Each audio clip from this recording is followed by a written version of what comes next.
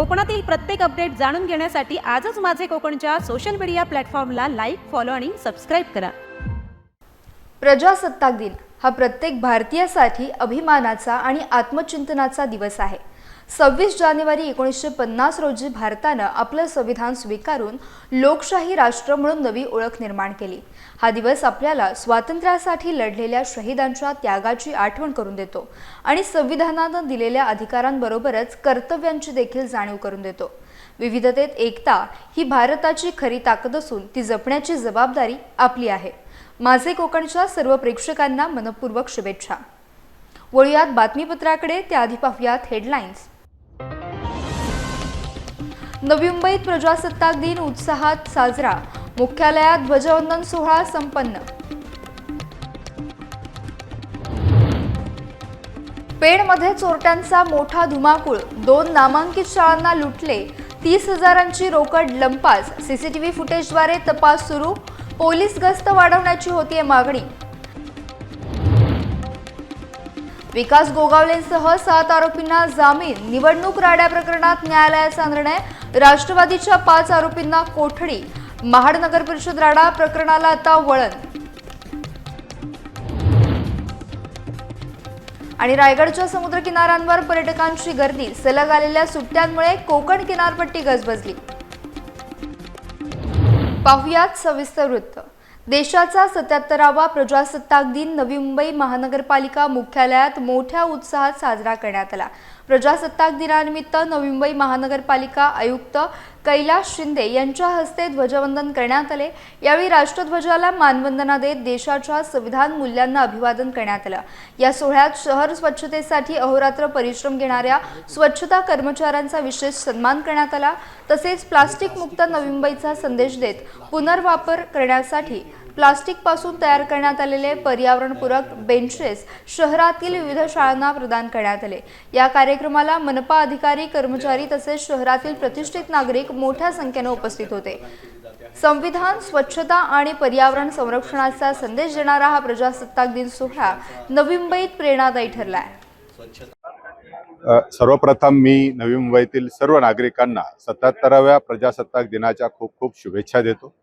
आपण सर्व इथे आज उपस्थित आहात, आपले सर्व माध्यम प्रतिनिधी यांनाही माझ्या खूप खूप प्रजासत्ताक दिनाच्या शुभेच्छा आहे।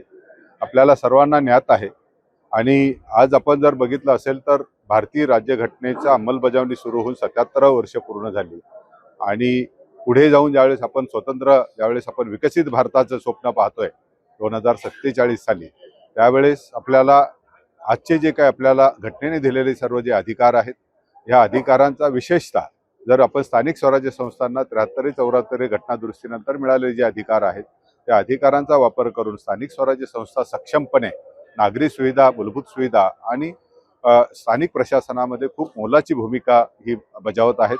त्यांच्या खरं कार्याला आज आपल्याला खऱ्या अर्थाने ह्या घटनेने खूप मोठा आपल्याला अधिकार हे स्थानिक स्वराज्य संस्थांना देण्यात आलेले आहेत। आज आपण बघितलं असेल स्वच्छतेची ज्यावेळेस जी आपली जी खरी मोहीम 2014 साली सुरू झाली आणि नवी मुंबई महानगरपालिका, नवी मुंबईतील सर्व नागरिक यांनी याच्यामध्ये खूप मोठ्या प्रमाणात भाग घेतला आणि आज नवी मुंबई महानगरपालिका जे देशामधील 3 मुख्य शहरं आहेत त्याच्यामध्ये आणि सुपर स्वच्छता लीगमध्ये त्याचा समावेश झाला। यावर्षी आपल्या पाणी व्यवस्थापनाच्या जे व्यवस्थापन महानगरपालिका करते त्याच्यासाठी सुद्धा देशातला सर्वोत्तम पहिला पुरस्कार हा आपल्याला 6th 6वी जी राष्ट्रीय जल पुरस्कारामध्ये आपल्याला गेला आणि त्यावेळेस दोन्ही वेळेस राज्यात आपल्या देशाच्या राष्ट्रपती महोदयांच्या हस्ते महानगरपालिकेचा सन्मान झाला। त्याचा मला सार्थ अभिमान आहे। आणि त्याचबरोबर आज जर आपण बघितलं असेल तर स्वच्छता दूत जे आहेत ही सर्वात महत्त्वाची भूमिका आपल्याला बजावतात। ह्या स्वच्छता दूतांचा विशेष सत्कार आणि योगदानाचं त्यांचं आपण त्यांना गौरवान्वित करण्याचं काम आज आपण केलं। मी सर्वांना खूप खूप प्रजासत्ताक दिनाच्या शुभेच्छा देतो। आपलं प्रजासत्ताक दिन आपल्याला दिलेल्या घटनेने दिलेले अधिकार, आपले कर्तव्य यांचं आपण जरूरपणे आपल्या स्वरक्षणासाठी, त्याच्याचबरोबर वातावरणातील आपण आज जो बदल होतो त्याच्या संरक्षणासाठी आपण सर्वांनी एकत्र येऊन काम करावं एवढीच अपेक्षा यावेळी व्यक्त करतो आणि सर्वांना पुन्हा सर्व प्रजासत्ताक दिनाच्या खूप खूप शुभेच्छा देतो। धन्यवाद। देशाचा 77वा प्रजासत्ताक दिन पनवेल महानगरपालिका मुख्यालयात तसेच पनवेल शहर पोलीस ठाण्यामध्ये मोठ्या उत्साहात साजरा करण्यात आला। प्रजासत्ताक दिनानिमित्त पनवेल महानगरपालिकेचे आयुक्त मंगेश चितळे यांच्या हस्ते ध्वजवंदन करण्यात आले। राष्ट्रध्वजाला मानवंदना देत संविधानाच्या मूल्यांना अभिवादन करण्यात आले। यावेळी पालिकेच्या अग्निशमन दलाकडून परेड तसेच विविध आपत्कालीन परिस्थितीमध्ये नागरिकांच्या सुरक्षेसाठी करण्यात येणाऱ्या बचाव कार्याची प्रात्यक्षिके सादर करण्यात आली आहेत। या प्रात्यक्षिकांनी उपस्थितांचे विशेष लक्ष वेधले। कार्यक्रमाला मनपा अधिकारी, कर्मचारी तसेच शहरातील प्रतिष्ठित नागरिक मोठ्या संख्येने उपस्थित होते। देशभक्ती, सेवा आणि सुरक्षेचा संदेश देणारा हा प्रजासत्ताक दिन सोहळा पनवेलमध्ये प्रेरणादायी ठरला आहे।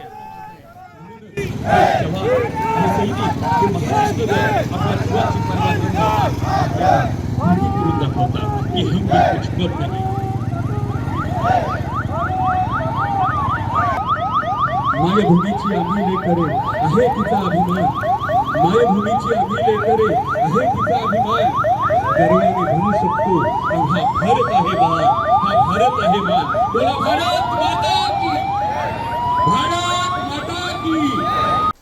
प्रजासत्ताक दिनाच्या पूर्वसंध्येला नवी मुंबई महानगरपालिका मुख्यालय विद्युत रोषणाईने उजळून निघाली। तिरंग्याच्या रंगात सजवलेल्या पालिका मुख्यालयामुळे संपूर्ण परिसरात देशभक्तीचे वातावरण निर्माण झाले।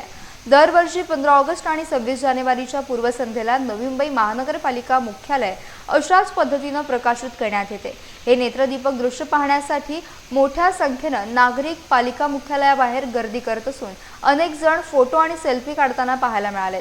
विशेष म्हणजे मागील 5 वर्षांपासून नवी मुंबईत पुन्हा लोकशाही मार्गाने निवडून आलेले लोकप्रतिनिधी पालिकेचा कारभार सांभाळणार आहेत। त्यामुळे यंदाचा प्रजासत्ताक दिन नवी मुंबईकरांसाठी अधिकच महत्त्वाचा आणि आशादायी ठरत असल्याचे चित्र पाहायला मिळत आहे। पेण शहरात चोरीच्या सलग घटनांमुळे भीतीचे वातावरण निर्माण झाले आहे। पेण नगरपालिकेतील चोरीच्या घटनेनंतर आता चोरट्यांनी शाळांना लक्ष्य केले आहे। 24 जानेवारीच्या रात्री पेण एज्युकेशन सोसायटीच्या प्रायव्हेट हायस्कूल आणि सौ म.ना. नेने कन्या विद्यालयात अज्ञात चोरट्यांनी डल्ला मारला। चोरट्यांनी कार्यालयाबाहेरील कपाटे फोडून साहित्यांची नासधूस केली आणि दोन्ही शाळांमधून एकूण 30,018 रुपयांची रोख रक्कम चोरून नेली आहे। याशिवाय कन्या विद्यालयातील साऊंड सिस्टीमची वायर देखील लंपास करण्यात आली आहे। भर वस्तीतील शाळांमध्ये झालेल्या चोरीमुळे नागरिकांमध्ये असुरक्षिततेची भावना आहे। पेण पोलिसांनी सीसीटीव्ही फुटेजच्या आधारे तपास सुरू केला असून आरोपींचा शोध घेतला जातोय।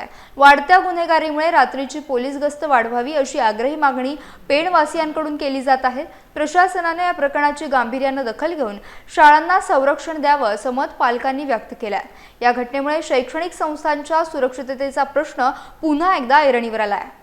मी राजेंद्र मधुकर पाटील, प्राचार्य प्रायव्हेट हायस्कूल व ज्युनियर कॉलेज पेण। आज सकाळी आमचे उपप्राचार्य या ठिकाणी परीक्षेसाठी इयत्ता 12वीची तोंडी परीक्षा चालू आहेत म्हणून या ठिकाणी सकाळी 8 वाजता आले। 8 वाजता आले असता त्यांना असं दिसलं की वर्गाचे कार्यालयाचे लॉक तोडलेले आहेत आणि आतमध्ये येऊन बघितले असता तर सर्व कपाटं वगैरे अस्ताव्यस्त फोडलेली आहेत आणि या ठिकाणी पहिला माझ्या कॅबिनमध्ये येऊन कपाटं फोडलेली आहेत। परंतु इथे काही न मिळाल्यामुळे आमचं मेन जे ऑफिस आहे आतलं त्या ठिकाणी गेलेले आहेत। तर आणि त्या ठिकाणी 5 ते 6 कपाटं त्यांनी तोडलेली आहेत। त्या ठिकाणी आमचे प्रायव्हेट हायस्कूलचे 12,173 रुपये चोरीला गेलेले आहेत। बाकी या ठिकाणी काही चोरीला गेलेलं नाही। सामान अस्ताव्यस्त आहे, बाकी कुठल्याही वस्तूला त्यांनी हात लावलेला नाही। त्याचबरोबर आमच्या समोरची एक कन्या शाळा आहे, त्या कन्या शाळेमध्ये प्रायव्हेट हायस्कूलची चोरी झाल्यानंतर कन्या शाळेमध्ये गेलेले आहेत। त्या ठिकाणी पण ऑफिस तोडलेलं आहे। त्या ऑफिसमध्ये जसं आमच्याकडे चोरी झालेली आहेत, सीसी फुटेज बघता 3 माणसं त्या ठिकाणी दिसत आहेत।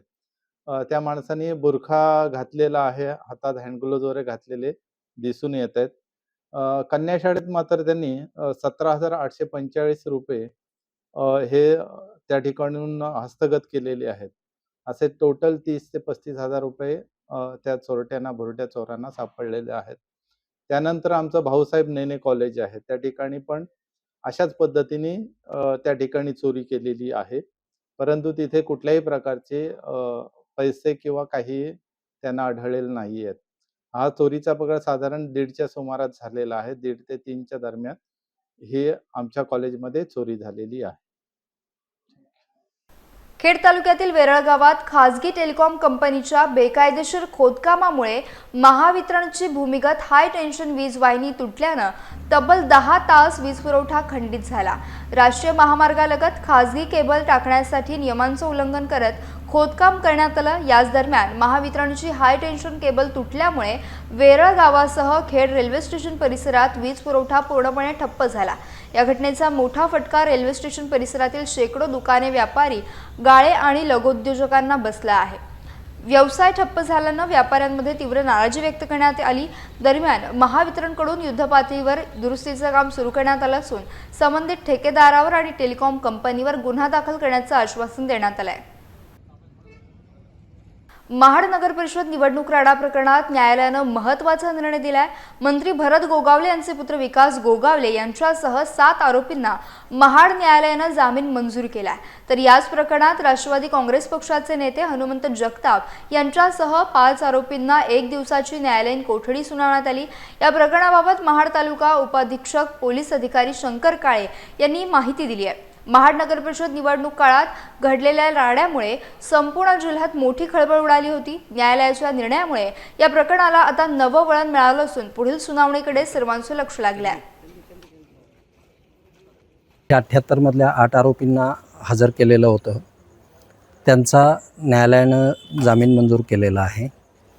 CR नंबर 179 मधले जे काल अटक झालेले होते त्या 5 आरोपींना 1 दिवसाची न्यायालयीन कोठडी दिलेली होती, त्यांना उद्या सकाळी हजर केलं जाणार आहे।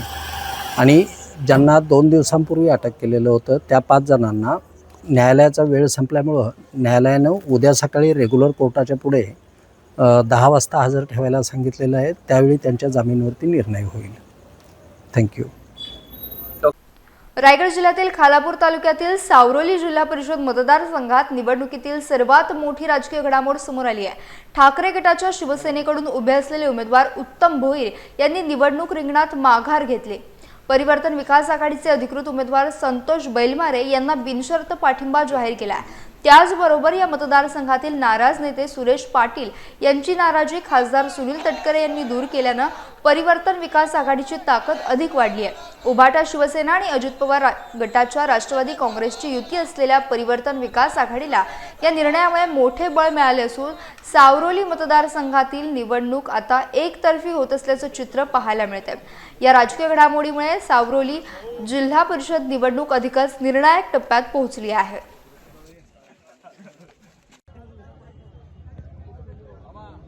सलग सुट्ट्यांमुळे कोकणातील समुद्र किनाऱ्यांवर पर्यटकांची मोठी गर्दी पाहायला मिळते। शनिवार रविवारसह प्रजासत्ताक दिनाची सुट्टी लागून आल्यानं रायगड जिल्ह्यातील पर्यटन स्थळे पुन्हा एकदा गजबजली आहेत। विशेषतः अलिबाग आणि मुरुड परिसरातील पर्यटकांची रेलचेल अधिक पाहायला मिळते। अलिबाग, मुरुड, नागाव, काशीद, मांडवा, आवास, किहीम, दिवेआगार, श्रीवर्धन आणि हरिहरेश्वर या समुद्र किनाऱ्यांवर हजारो पर्यटक दाखल झाले आहेत। मांडवा मार्गे जलप्रवास करणाऱ्या पर्यटकांची संख्या लक्षणीय असून सागरी सफरीचा आनंद घेत पर्यटक निसर्ग सौंदर्याचा आस्वाद घेतात। समुद्र स्नानासह ATV ride, jet ski, banana ride, उंट सवारी आणि घोडसवारी यांसारख्या वॉटर स्पोर्ट्सना मोठी पसंती मिळत असून त्यामुळे पर्यटन व्यवसायाला चांगलाच बहार आला। पुढील 3 दिवसात 30 ते 35 हजार पर्यटक रायगडात दाखल होण्याची शक्यता व्यक्त केली जात असून अलिबाग येथे आयोजित पर्यटन महोत्सवामुळे उत्साह अधिक वाढला आहे। रथसप्तमी म्हणजे सूर्य उपासनेचा आणि सकारात्मक ऊर्जेचा पवित्र दिवस। माघ महिन्यातील शुक्ल सप्तमीला साजरी होणारी रथसप्तमी ही सूर्यदेवाच्या उत्तरायण प्रवासाची प्रतिकात्मक सुरुवात मानली जाते।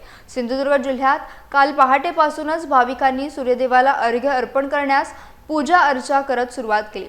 जिल्ह्यातील विविध मंदिरांमध्ये विशेष पूजाविधी, अभिषेक आणि धार्मिक कार्यक्रमांचं आयोजन करण्यात आलं होतं। श्रद्धेनुसार रथसप्तमीच्या दिवशी सूर्यदेव रथावर आरूढ होऊन प्रकाश, ऊर्जा व चैतन्य घेऊन पृथ्वीवर भ्रमण करतात। त्यामुळे आरोग्य, सुख, समृद्धी आणि यशासाठी भाविकांनी सूर्यदेवाकडे मनोभावे प्रार्थना केली। ग्रामीण भागासह शहरी भागात देखील रथसप्तमी निमित्त भक्तिमय आणि उत्साहाचं वातावरण पाहायला मिळालं। यासह बातमीपत्रात वेळ झाली इथेच थांबण्याची भेटूयात नवीन बातमीपत्रासह। तोपर्यंत तुम्ही कुठेही जाऊ नका, पाहत राहा फक्त माझे कोकण।